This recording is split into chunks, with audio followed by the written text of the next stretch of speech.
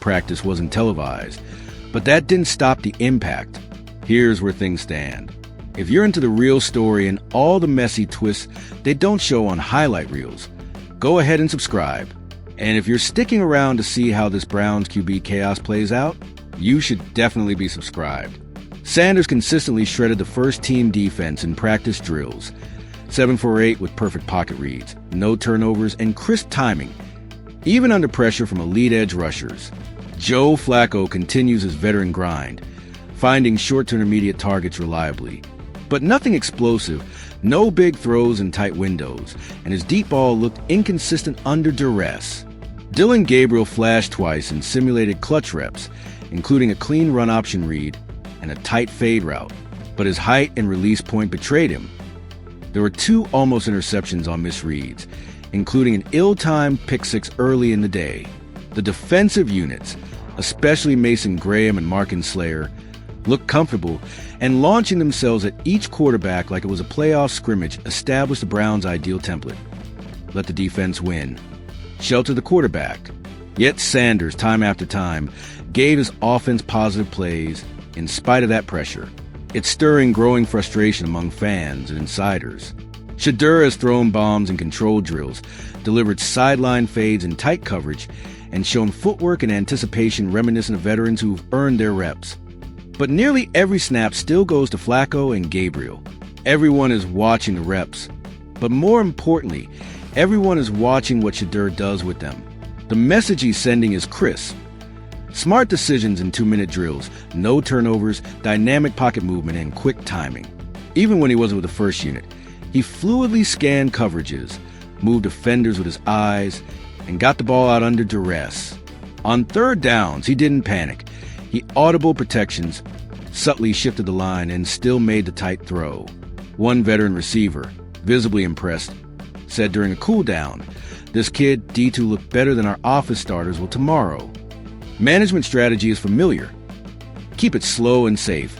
Lean on Flacco's experience. Let Gabriel develop. Use Sanders sparingly as insurance. If things unravel, Sanders is the best fallback option. But this conservative path is suddenly feeling less tactical and more like avoidance. Why? Because each day stapled between the hash marks. Pick and roll, quick clean reads, brings more undeniable data. He led red zone success in back-to-back drills. He ran situational practice as crisp as a veteran clutch QB. He eliminated penalties and forced turnovers, unlike Gabriel, and more consistently than Flacco. If someone had told you a month ago that a 5th-round rookie would be quietly outperforming the veteran starter and not get bumped for it, you'd call it strange. Now, that's Cleveland reality. What lies ahead? Calendar the joint practices will be the turning point. That's where Shedeur goes up against other teams starting defenses. If he consistently scores drives there and stays turnover-free, the optics shift fast.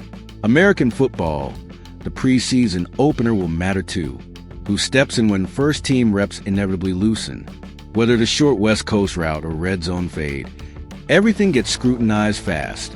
Bar chart coaches are internally evaluating who protects the ball, who triggers explosive plays, and who stays calm when the defense closes in. It's no longer about draft pedigree. It's about performance under realism. If Sanders continues his trajectory, there's simply no rational way to deny him first-team reps. And soon. Browns fans aren't just watching, they're rallying. Phone lines and radio stations lit up referencing Sanders' completion numbers and criticizing the depth chart. Local reporters are updating analytics with every drill. The narrative is shifting from "we'll just ride this veteran for now" to "how long can the Browns justify that?" when their best quarterback, game after game, looks like Sanders. This isn't just Idaho rookie sensation talk. It's reality unfolding, quarterback by quarterback. Veterans are watching. The team is watching. Patriot scouts will be watching. National media will be watching. Because when a 6th pick looks better than the first, the question flips. It's not can he be better, it's can they afford not to start him? The Browns have to decide. Do they ride this old school veteran preservation style, or finally give the future the platform it's demanding? Shedeur Sanders is quietly applying pressure, drive after drive, and Cleveland's choice is sticking with fear, or stepping into what could be a franchise-shifting moment. If the front office doesn't pivot soon, they risk looking like the team that spent the whole camp with QB1 sitting behind the wrong tape. The whispers started with a single throw, tight spiral, back shoulder, perfectly placed into the hands of a third-string receiver running a post route against the first-team defense. One of those throws that makes you look at the sideline, not because of the receiver, but to see who actually released it. That throw came from Shedeur Sanders. And since that moment, the whispers have turned into a slow-building storm. The Cleveland Browns didn't draft Shedeur Sanders to be the face of the franchise. They didn't even draft him with the intention of letting him compete right away. He was a fifth-round flyer, a prospect with good tape and big-name recognition thanks to his father, Deion Sanders, but still a fifth-rounder. He was supposed to be a project, a clipboard holder, a developmental piece to sit behind Joe Flacco and Dillon Gabriel. Instead, he's become the story of training camp. While Joe Flacco leans on his experience and Dillon Gabriel struggles with consistency, Sanders just keeps delivering. Whether it's working with the third stringers or occasionally sneaking into a second-team rotation, he brings something intangible: poise, confidence, command. His arm isn't just strong, it's disciplined. His reads aren't just correct, they're fast. And more importantly, he isn't trying to play hero ball. He's playing smart, efficient, situational football. And that's making coaches very uncomfortable, because the plan was never to start Shedeur Sanders. The plan was stability. Flacco, a known quantity. Gabriel, a future investment. Sanders, a spark plug. Someone to sit, learn, and maybe someday grow into a starter. But now, he's rewriting that narrative day by day. During a recent padded scrimmage, the Browns' defense dialed up the pressure, blitz packages, disguise coverages, edge stunts that would rattle even seasoned quarterbacks. Sanders, unshaken. He didn't get rattled, didn't rush his throws. He stepped into the pocket, slid left, adjusted protections mid-count. He spotted the soft zone, dropped the ball over a linebacker's shoulder for a clean first down. Coaches noticed. Defensive players noticed. Hell, the media up in the bleachers noticed. And still, no promotion to first-team reps. The reason? Politics, draft capital, the silent but heavy weight of expectations.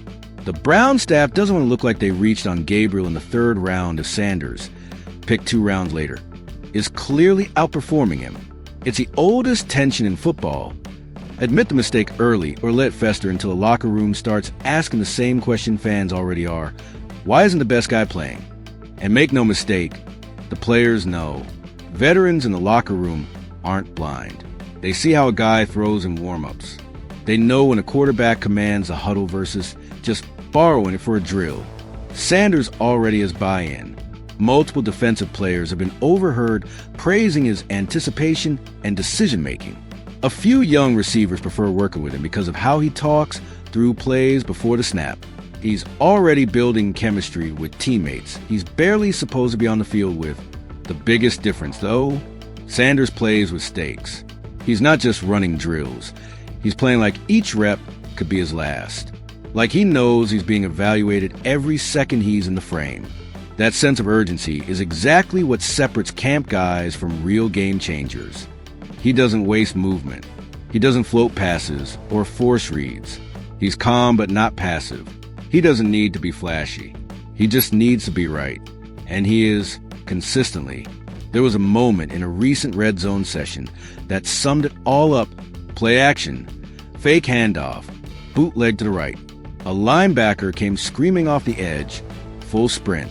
Most rookies panic in that situation, especially in camp with limited live reps. Sanders didn't flinch. He rolled out, squared his shoulders mid-sprint, and delivered a dart to the tight end just inside the pylon. Touchdown. No celebration. Just a calm jog back to the huddle. Businesslike, controlled. And everyone watching, from scouts to linemen to secondary coaches, knew exactly what they'd just seen: an NFL-level play under real-time stress. Still, when the next session began, it was back to third-team reps. That's the game behind the game. Coaches and GMs play politics with reps, They pretend they're building a meritocracy, but deep down, they're protecting investments. The third-round pick must get the snaps. The veteran with the contract must get the leadership role. The fifth-rounder, he has to break the system to even get a look. But if Sanders keeps up this level of performance, the system may not hold. And then there's the elephant in the room, the fan base. Browns fans have watched this team cycle through quarterbacks like cars on a used lot.